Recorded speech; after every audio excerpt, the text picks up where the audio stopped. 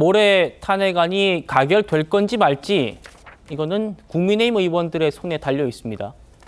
진종호 의원의 뒤를 이어서 역시 친한계로 분류되는 한지아 의원도 탄핵을 찬성하겠다라고 SNS를 통해서 밝혔습니다. 그러니까 오늘 오전 기준으로 대통령 탄핵안에 찬성하겠다라는 여당 의원이 이렇게 7명이 됐고요. 한 명만 더 이탈하면, 딱 한 명만 더 이탈하면 모레 대통령 탄핵안은 가결될 것이 유력합니다. 자, 송영 대변인. 아직 당론은 지금 투표 불참을 통한 부결이죠, 당론은?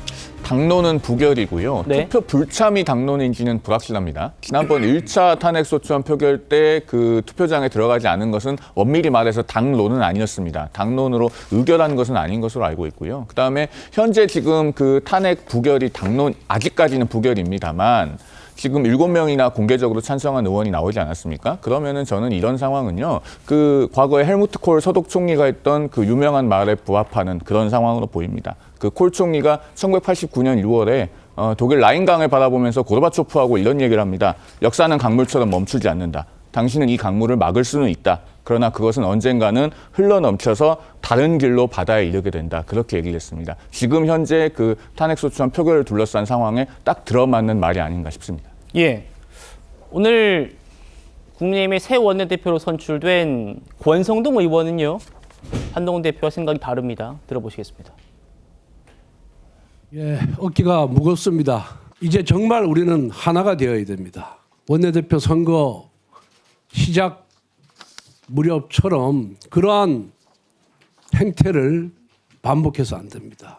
당의 어려운 시국을 하루빨리 정비하고 그리고 조만간 있을지도 모르는 대선에 대비하는 태세까지 마치고 저는 물러가도록 하겠습니다. 지금은 당론이 탄핵 부결입니다. 이를 변경하려면 의원 3분의 이상의 동의가 필요합니다. 의원총회를 열어서 그 부분에 대해서 당론 변경을 할 것인지 의원님들의 총의를 모아보겠습니다. 자, 홍석준 의원님께서는 좀 다른 생각이실 것 같아서 여쭤봅니다. 권성동 의원은 당론, 지금 당론은 부결이 당론이고 이거 바꾸려면 3분의 2 이상 동의 필요하다. 그리고 기자가 대표님 지금 이탈표가 8표 다 돼 갑니다 라고 하니까 그것도 봅시다 이러면서 확답을 안 줬어요. 어떻게 보십니까? 예, 그 권성동 대표가 당론이고 당론을 변경하기 위해서는 지금 현재 소속 의원 3분의 2 이상 동의를 받아서 이제 그 당론 변경이 가능한데 그만큼 이제 권성동 의원은 지금 현재 지금 그 탄핵 찬성을 밝힌 의원에 대해서도 개별적인 접촉을 통해서 설득하려는 그런 어떤 노력을 하지 않나 보여집니다. 그리고 재미있는 것은 2016년도 박근혜 대통령 탄핵 당시에는 상대적으로 좀 다선 의원들이 좀 탄핵에 좀 찬성을 좀 많이 했습니다. 김무성 대표라든지 많이 찬성을 했는데 지금은 오히려 다선 의원들이 지금 강력하게 지금 현재 탄핵을 반대하고 조선 의원들이 지금 현재 찬성하는 분들이 많은데 그만큼 2016년도 박근혜 대통령이 이제 12월 9일 날 이제 탄핵이 되고 난 다음에 계멸에 가까운 어떤 그 우파 보수였던 피해라든지 그리고 그 이후에 또 나타났던 우리 그 대한민국에서 어떤 적폐청산이라는 이름으로 1000명 이상이 수사를 받고 200명 이상이 이제 감옥에 가는 그런 어떤 사례라든지 그리고 시간이 지나고 보니까 박근혜 대통령 당시 탄핵 당시에 많은 어떤 뉴스가 가짜 뉴스 내지는 어떤 거짓 정보임이 드러났다는 것이 지금 현재 탄핵을 반대하고 있는 중진 의원들이 어떤 실제 어떤 경험이었기 때문에 그때 당시와는 완전히 좀 탄핵 찬성 반대하는 분들의 어떤 이런 어떤 선수라든지 이런 게 많이 좀 상황이 다른 상황입니다. 예. 자, 하지만 어쨌든 지금 공개적으로 찬성표 던지겠다라는 의원이 7명이고요. 일단 참석하겠다라는 의원은 더 많습니다. 그래서 1차 표결 때는 투표가 불성립했었죠.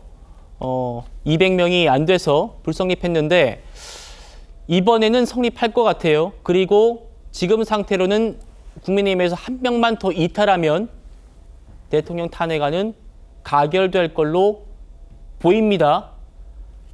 이런 급박한 엄중한 상황에서 어제 한 국민의힘 의원이요.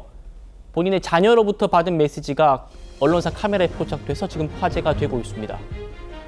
자, 아빠 제발 정무적 판단 좀 하세요. 내일 지나면 끝이야. 이런 얘기를 이제 자녀가 하고 오늘이 마지막이야. 이런 말도 했고요. 여기에 대해서 아빠 국민의힘 의원은 아빠가 평생 정치하면서 떠날 때 마지막 뒷모습은 아빠에게 좀 맡겨주면 안 되겠니? 아빠에게 고민할 시간을 좀 주었으면 좋겠다. 박성미 최고위원님.